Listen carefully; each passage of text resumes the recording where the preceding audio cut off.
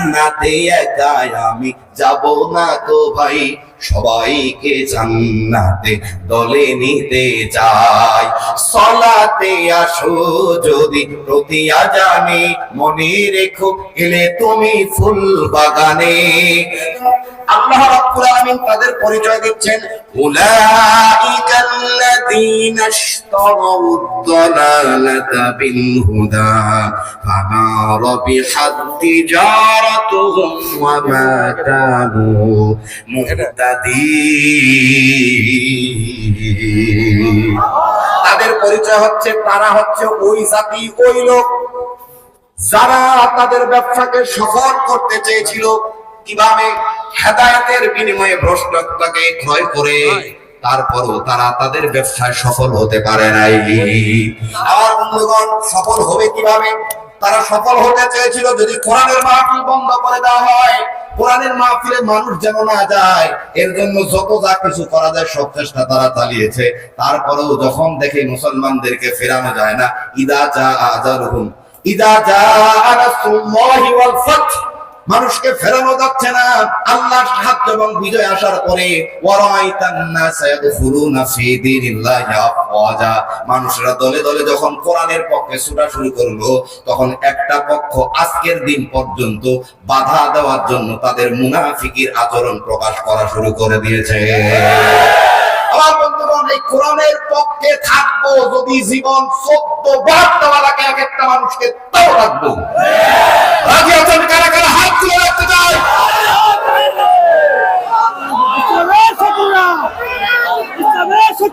আমার ভাইয়ের এবার আসেন, কথা বলতে হবে দ্রুত দিয়ে। আয়াত পড়েছি, আল্লাহ রাব্বুল আলামিন বলেন, লা ইয়াস্তাবি আসহাবুন নারি ওয়া আসহাবুল জান্নাহ, আসহাবুল জান্নাতি হুমুল ফাইজুন।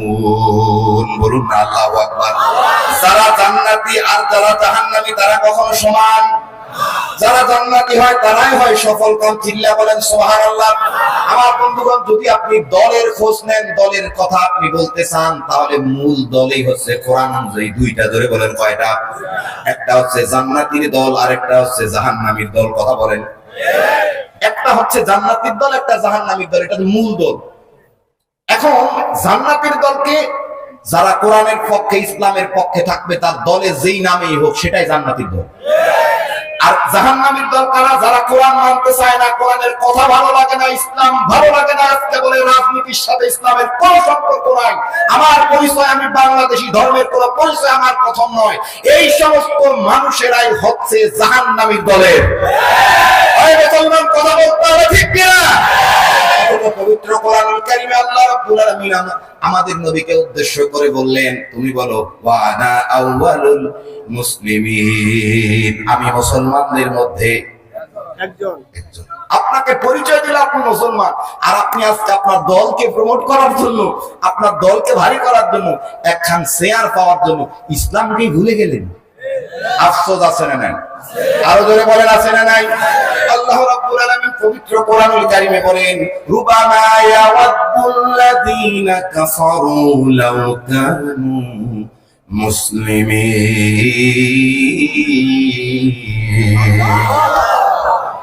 কখনো কখনো অবিশ্বাসীরা, কাফেররা আফসোস করবে। কে বলেছেন? কখন আফসোস করবে? আসেন এই আয়াতের ব্যাখ্যা ইবনে আব্বাস রাদিয়াল্লাহু তাআলা আনহুর হাদিস বর্ণিত আছে, তাফসীরের কিতাবগুলো খুললে আপনারা পাবেন, উলামায়ে কেরাম উপস্থিত আছে। ইবনে আব্বাস রাদিয়াল্লাহু তাআলা বর্ণনা করেন, যখন জাহান্নামের ভিতরে গুনাহগার ঈমানদারদেরকে রাখা হবে, সেখানে কাফেরও থাকবে, মুনাফিকও থাকবে। তারা যখন দেখবে আমরাও জাহান্নামে কিছু শাস্তির জন্য, তখন আমাদেরকে দেখে তারা উপহাস করবে, তোমরা কেন স্লোগান দিছো নারায়ে তাকবীর, কেন আল্লাহু আকবার বলছো, ইসলাম ইসলাম বলে মাইর খাইছো, জেল হয়েছে, জরিমানা, রিমান্ড, আয়না ঘর, ঠিক কিনা বলেন? এত কিছু হওয়ার পরেও তুমি যেখানে আর আমি না করি সেখানে লাভ কার? কথা কি বুঝতে পারছেন? কাফেররা বলবে আমরা না করেই সেখানে, তোমরা করেও সেখানে, তো দুনিয়াতে মাইর খাওয়ার দরকার কি ছিল?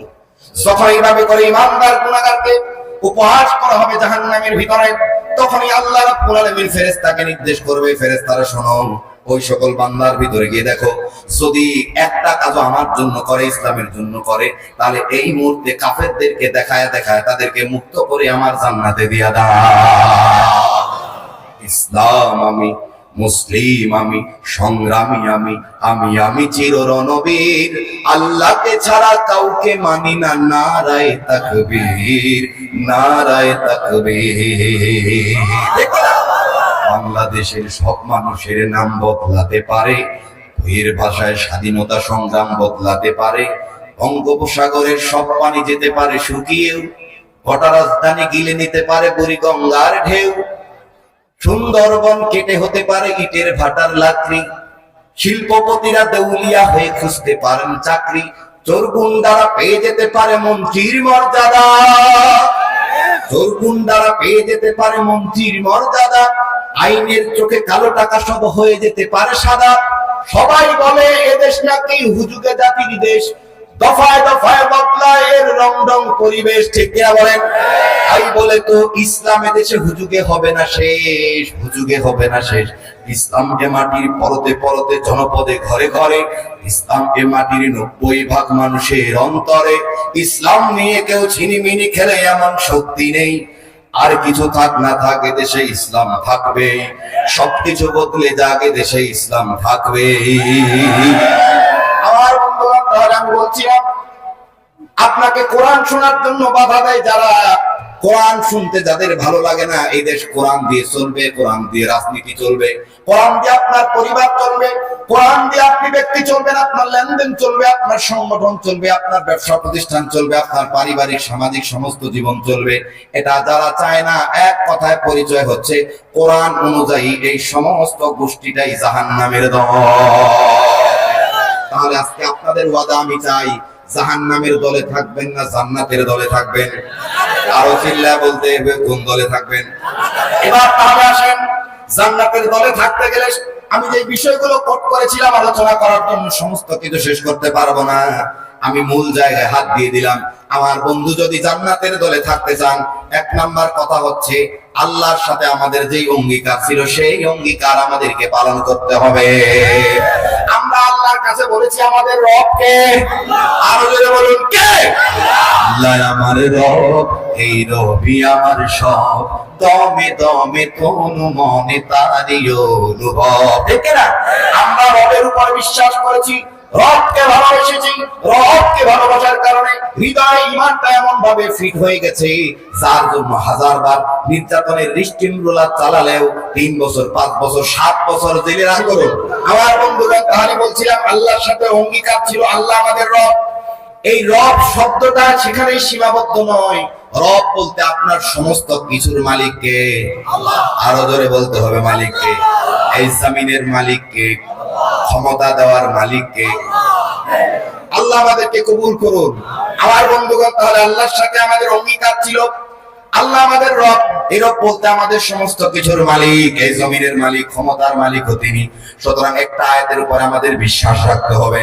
আল্লাহ রাব্বুল আলামিন বলেন, কুলিল্লাহুম্মা মালিকাল মুলকি তুতিল মুলকা মান তাশাউ ওয়া তানজিউল মুলকা মিম্মান তাশাউ ওয়া তুইজ্জু মান তাশাউ ওয়া তুযিল্লু মান তাশাউ বিয়াদিকাল খায়র ইন্নাকা আলা কুল্লি শাইইন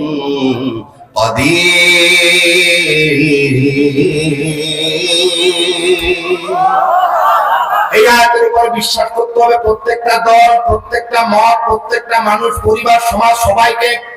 এই আয়াতের কথা হচ্ছে সার্বভৌমত্বের মালিককে। আরো ধরে বলতে হবে সার্বভৌমত্বের মালিককে। আমার বন্ধু, আয়াতের ব্যাখ্যায় ঢুকতে গেলে বহু আলোচনা, আমি ওই রকম করে যাব না। সার্বভৌমত্বের মালিক হতে পারে তিনি, এক কথায় রাষ্ট্রবিজ্ঞানের তত্ত্ব মতে সার্বভৌমত্বের মালিক যিনি হয়, তার বৈশিষ্ট্য যেগুলো রাষ্ট্রবিজ্ঞানে আছে সেখানে বলা হয়েছে, 1 নাম্বার বৈশিষ্ট্য থাকবে পার্মানেন্স, 2 নাম্বার থাকবে এস্টাবলিশড। অর্থাৎ পার্মানেন্স বলতে স্থায়িত্ব যার, সার্বভৌমত্বের মালিকও তিনি। পৃথিবীতে কোনো কিছু কি পার্মানেন্স হতে পারে? এই মাহফিল এখন আছে, এক সময় বন্ধ হয়ে যাবে, দোকান এক সময় আছে বন্ধ হয়ে যাবে। এই দল আসবে, ওই দল চলে যাবে, আবার ওই দল আসবে, এই দল চলে যাবে। কোনটা কি স্থায়ী নাকি? কিন্তু আমার আপনার রব আল্লাহু লা ইলাহা ইল্লা হুয়াল হাইয়ুল কাইয়্যুম, তিনি চিরঞ্জীব, চিরসত্তা, চিরস্থায়ী। তাকে লড়ানোর সুযোগ পৃথিবীর কোন শক্তির নাই। সুতরাং স্থায়িত্ব যার আছে, সার্বভৌমত্বের মালিকও তিনি। 2 নাম্বার এস্টাবলিশড, যিনি চিরপ্রতিষ্ঠিত, চিরপ্রতিষ্ঠিত যিনি, যাকে সরানো যায় না কোন জায়গা থেকে। দুইটাই পারস্পরিক অর্থ বহন করে। আমার ভাইরা, তাহলে রাষ্ট্রবিজ্ঞানের তথ্য অনুযায়ী, তাদের মত অনুসারে যদি আমরা মেনে নেই যে পার্মানেন্ট এস্টাবলিশ, দুইটা যদি সত্য, দুইটা বৈশিষ্ট্য যদি থাকে একজন সার্বভৌমত্বের মালিকের, তাহলে এই মুসলমান নির্দ্বিধায় বিশ্বাস করতে পারে এই বৈশিষ্ট্যের মালিক একমাত্র শুধুমাত্র আল্লাহ ছাড়া আর কেউ হতে পারে না। আমরা এই ঈমান রাখি কি রাখি না? তাহলে সার্বভৌমত্বের মালিক যিনি, তিনি বলছেন ক্ষমতা আমি দিতে পারি, ক্ষমতা আমি নিতে পারি। আমার বন্ধুগণ, ক্ষমতা দিতে পারে, ক্ষমতা নিতে পারে, যতদিন পর্যন্ত একটা দল পরিপূর্ণভাবে এই কথার উপরে বিশ্বাস না করবে, ততদিন পর্যন্ত 15 বছরের ক্ষমতা যারা লালন করেছিল, তাদের মতো কলা পাতা আর দিল্লির অবস্থা পরিণত হবে। টাইটানিক বানায় বলছে আমার এটা ডুববে না, সব ডুববে, আমার এটা ডুববে না। আল্লাহ খারা রে, তোমার এটা ডুববে না, আমি তো উপরে বইয়ে রয়েছি। কথা কয় না? ডুবাই দিছে কিনা? আল্লাহ ডুবাই দিছে কিনা বলে। আমার বন্ধুগণ, তাহলে আমি বলছিলাম আমাদেরকে সেই আয়াতের প্রতি বিশ্বাস করতে হবে যিনি ক্ষমতা দিতে পারে এবং ক্ষমতা নিতে পারে। আমার বন্ধুগণ, যতদিন পর্যন্ত বিশ্বাস করতে পারবে না, ততদিন পর্যন্ত একটা দলকে ক্ষমতা দেবে না। এবার দেখেন, এই জন্য যুগে যুগে ইসলামিক দলগুলোকে নিষিদ্ধ করার পায়তারা করা হয়েছিল। এর কারণ হলো একটাই, তারা সার্বভৌমত্বের মালিক মনে করতো একটা দেশের সরকারকে, আর ইসলামপন্থীরা মনে করতো একটা দেশের নয়, সার্বভৌমত্ব নয়, গোটা পৃথিবীর মালিক হচ্ছে একমাত্র আল্লাহ। সমস্ত দেশগুলোর সরকার যদি এক জায়গায়, আল্লাহর একটা কানি পর্যন্ত হবে না। সুতরাং এই জন্য ইসলাম পন্থীদের সাথে যখন দেখে মিলে না, তারা যেই কথা বলে আমাদের সাথে যখন মিলে না, তখন এই উঠে পড়ে লেগেছিল যে এদেরকে নিষিদ্ধ করে দাও। আমার বন্ধুগণ, তাহলে আয়াতের প্রতি বিশ্বাস করতে হবে তিনি ক্ষমতা দিতে পারে, ক্ষমতা নিতে পারে। এইটার উপরে বিশ্বাস ইসলামপন্থী মানুষেরা যেহেতু করে, ইসলামিক দলগুলো করে, আপনারা এর উপরে বিশ্বাস করেন কিনা? আমার ভাইরা, আমি বলছিলাম এই আয়াতের উপরে বিশ্বাস করতে হবে তিনি আমাদেরকে ক্ষমতা দেন, ক্ষমতা নেন এবং সম্মান দেন। সম্মান পৃথিবীতে কেউ স্থায়ী হয় না, হোক না সে ফেরাউন কিবা নমরুদ, কেউ ভবে চিরকালে রয় না, কেউ ভবে চিরকালে রয় না। ঠিক কিনা? সত্যের আলো ফুৎকার দিয়ে নেভাতে পারে না বাতি, সত্যের জয় চিরকালে হয় পরাজিত আজাজিল। তুমি ইতিহাসে চোখ রাখো, তুমি পলাশির ছবি আঁকো, মীর জাফরের নাম কেন আজ ইতিহাসে ঘৃণিত? করা হয় না? তুমি ইতিহাসে পড়ে দেখো, মীর জাফরের নাম কেন আজ ইতিহাসে ঘৃণিত? যদি তোমার চলন, তোমার বলন তাদের এই মতো হয়, তবে তোমারও তেমন পরিণতি হবে জেনে রাখো নিশ্চয়। যদি তোমার চলন, তোমার বলন তাদের এই মতো হয়, তবে তোমারও তেমন পরিণতি হবে দিল্লির স্তর। আমার বন্ধুগণ, তাহলে আমাদেরকে বিশ্বাস করে নিতে হবে সমস্ত ক্ষমতা দিতে পারে তিনি, নিতেও পারে তিনি, সম্মান দিতে পারে তিনি, আবার নিতেও পারে তিনি। এর ভিতরে 3 মিনিট আছে, এই 3 মিনিটে ছোট্ট করে যে জিনিসটা আমি বলবো, আমার ভাইরা, যারা জান্নাতীর দল হয় তাদের ব্যাপারে একটা বৈশিষ্ট্যের কথা বলা হয়েছে, তারা একজন আরেকজনকে শক্তি যোগায়। সুবহানাল্লাহ বলবেন না? বুনিয়ানুম মারসুস, সীসা ঢালা প্রাচীরের মতো তারা দাঁড়িয়ে থাকে। এই জন্য বদরের প্রান্তরে 313 জন যখন ছিল, তখন হাজার হাজার সৈন্য তাদের ইমানের কাছে 0 হয়ে গেছিল। ঠিক কিনা বলেন? আমার বন্ধুগণ, তাহলে আমাদের আরেকটা বৈশিষ্ট্য, যারা জান্নাতি দলে থাকে, জান্নাতের দলের যারা জান্নাতের দলের পরিচয় চান, তাহলে শুনুন। সবকিছু যেহেতু বলা সম্ভব হলো না, সর্বশেষ বৈশিষ্ট্যটা বলে দেই। জান্নাতের দলের পরিচয় হলো তারা একজন আরেকজনের শক্তি যোগায়। এই জন্য আল্লাহ রাব্বুল আলামিন বলেন, ইন্নামাল মুমিনুনা ইখওয়া। কথাকার? আরো জোরে বলেন কথাকার। ইয়াসুদ্দু বা'দুহু বা'দা। আল্লাহ রাসূল বলেছে আয়াতের ব্যাখ্যায় যে তারা একজন আরেকজনের শক্তি যোগায়। চিল্লায় বলেন সুবহানাল্লাহ। জান্নাতে একাই আমি যাব না তো ভাই, সবাইকে জান্নাতে দলে নিতে চাই। সালাতে আসো যদি প্রতি আজানে, মনে রেখো এলে তুমি ফুল বাগানে। যে বাগে রহম ঝরে হয় রোশনাই, শুধু তাই শুধু তাই আহা শুধু তাই, তোমাকেও সে মিছিলে স্বাগত জানাই। ঠিক কি না? আমার বন্ধুদের একজন আরেকজনকে সাহায্য সহযোগিতা শক্তি যোগায় কেমন করে? সীসা ডালা প্রাচীরের মতো, অট্টালিকার মতো। সুতরাং আজকে আপনাদের কাছে শুনতে চাই, আমাদের ভাইরা যারা ইসলামের পক্ষে কাজ করে, যারা এমন কোন জিনিস তৈরি করে যেটা ইসলামকে সাপোর্ট করে, এই জিনিসটাকে প্রতিষ্ঠান হোক আর যাহাই হোক, ওই প্রতিষ্ঠানের শক্তি যোগানোর জন্য আপনারা সকলেই রাজি আছেন না নাই? হাতগুলো দেখতে চাই।